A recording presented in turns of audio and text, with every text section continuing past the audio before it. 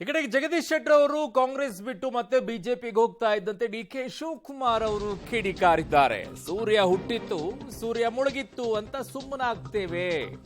ಕಾಂಗ್ರೆಸ್ ಸಮುದ್ರ ಇದ್ದ ಹಾಗೆ, ಯಾರು ಬರ್ಲಿ ಬರದೆ ಹೋಗ್ಲಿ 136 ಸ್ಥಾನ ಗೆದ್ದಿದ್ದೇವೆ, ಒಳ್ಳೆ ಅವಕಾಶ ಕೊಟ್ಟಿದ್ದೇವೆ, ಹೋಗಿದ್ದು ಒಳ್ಳೇದಾಯ್ತು ಅಂತ ಸುಮ್ಮನಾಗ್ತೀವಿ ಅಂತ ಡಿಕೆ ಶಿವಕುಮಾರ್ ಅವರು ಆಡಿರುವಂತಹ ಮಾತಿದು.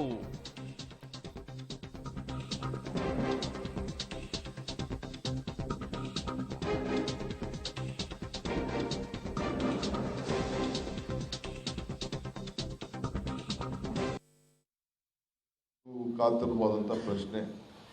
ನಮ್ಮ ವಿಧಾನ ಪರಿಷತ್ಗೆ ನಾವು ಜಗದೀಶ್ ಶೆಟ್ಟರ್ ಅವರಿಗೆ ಅವರು ಬಿ ಜೆ ಪಿಯ ಆಡಳಿತ, ಬಿ ಜೆ ಪಿಯಲ್ಲಿ ಇರೋಂಥ ಆಂತರಿಕವಾದಂಥ ವಿಚಾರನ ಅವರು ನಮ್ಮ ಗಮನ ಸೆಳೆದು ನಮ್ಮ ಪಕ್ಷಕ್ಕೆ ಬಂದು ಸೇರಿ 35,000ದಲ್ಲಿ ನಮ್ಮ ಪಕ್ಷದ ಚುನಾವಣಾ ಮುಂಚಿತವಾಗಿ ನಮಗೆ ಕಾಂಗ್ರೆಸ್ ಪಕ್ಷ ಗೆಲ್ತೀವಿ ಅನ್ನೋ ಆತ್ಮವಿಶ್ವಾಸ ಆ ಕ್ಷೇತ್ರದಲ್ಲಿ ನಮಗಿತ್ತು.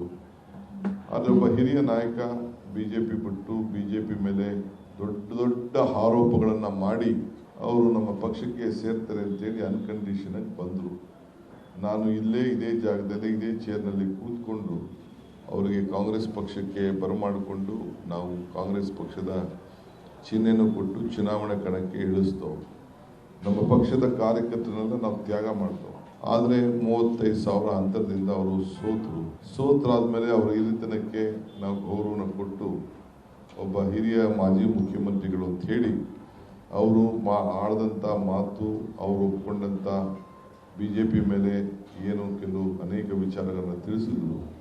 ನಾವು ಅವರನ್ನು ನಂಬಿ 5 ವರ್ಷಗಳ ಕಾಲ ಕೂಡಲೇ ನಾವು MLC ಕೂಡ ನಾವು ನಾಮಿನೇಷನ್ ಮಾಡಿ ಅವರಿಗೆ ಕೊಟ್ಟು